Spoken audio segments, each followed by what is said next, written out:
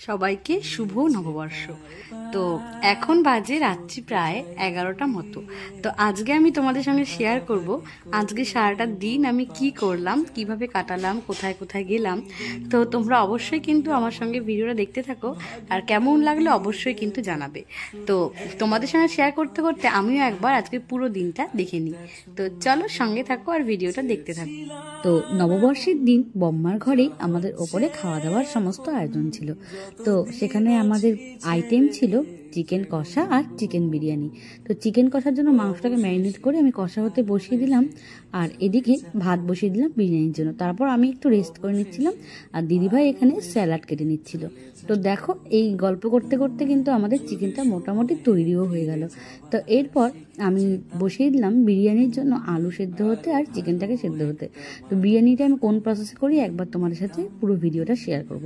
তো সেটা বসিয়ে দিয়ে আমি নিচে চলে আসলাম। এবারে আমি স্নান করে পুজো দিয়ে নেব। তো আজকে পয়লা বৈশাখের দিন প্রথমে আমি যে জামাটা পরেছিলাম এটা কিন্তু আমার বোনের দেওয়া। তো আমার ভীষণ পছন্দ হয়েছিল, তো ভাবলাম স্নান করে এই ড্রেসটা পরে ঠাকুরকে পুজো দিয়ে নিই। তো তারপর পুজো দিয়ে আমি চলে গেলাম ওপরে। তারপর ওপরে গিয়ে এবার বিরিয়ানির বাকি প্রসেসিংটা কমপ্লিট করব। তো তারপর বিরিয়ানিটাকে লেয়ারিংয়ে সবটা সাজিয়ে বসিয়ে দিয়েছি দমে। তো এখানে প্রথমে আটা দিয়ে মুখটা বন্ধ করে নিয়েছিলাম, আর এখানে দেখো সবাই খেতে বসে পড়েছে। বিরিয়ানিটা খেতে কিন্তু ভালো হয়েছিল, খুব একটা খারাপ হয়নি। তো যাই হোক, খাওয়া দাওয়া সেরে নিলাম। তো তারপর আমি রেডি হয়ে নিলাম আরেক পরশ। তো এবারে আমরা বেরিয়ে পড়লাম মেলায় যাওয়ার জন্য। তো মেলাটার নাম যেন কি ছিল? গৌরীহাটের মেলা। তো গৌরীহাটের মেলা। তো আমি অনেক গল্প শুনেছিলাম মেলাটা ছিল সেদিনই শেষ দিন।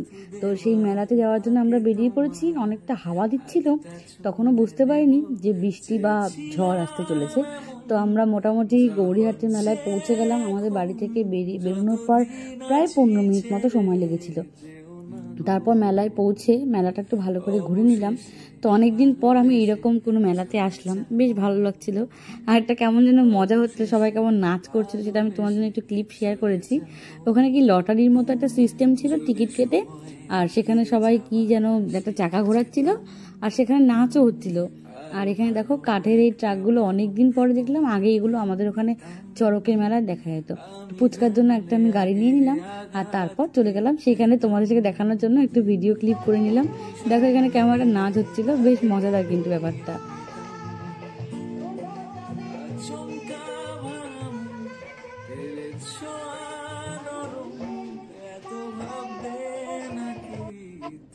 তারপর এই দোকানটা থেকে আমি একটা গাছ নিয়ে নিলাম। এখানকার একটা গাছ আমার ভালো লেগেছিল। তো মেলা থেকে বেরিয়ে এসে ঘট দেখলাম। ঘট আমার ভীষণ ভালো লাগে, যদিও আমি খুব বেশি দিন টিকিয়ে রাখতে পারি না। তো তারপর এমন হাওয়া উঠলো, ঝড় উঠলো, আর বৃষ্টি আসলো, আমরা চটপট মেলা থেকে বেরিয়ে চলে আসলাম। তো এখানে এসে তারপর আমরা আইসক্রিম খেয়ে নিলাম। তারপর চলে গেলাম একটা মিষ্টির দোকানে। এখান থেকে আমরা নিয়ে নিলাম অল্প রসমালাই, নিয়ে আমরা চলে গেলাম জলপাইগুড়িতে স্পারে। তো স্পারে আমার ভীষণ ভালো লাগে। স্পারে কিন্তু আমরা দিনে একবার চক্কর কাটতে যাই। তো ওই দিন আমাদের মিস হয়ে গিয়েছিল বলে স্পারটা চক্কর কেটে আমরা দাঁড়াইনি, ওখান থেকে চক্কর কেটে আমরা ওখান থেকে বেরিয়ে পড়লাম।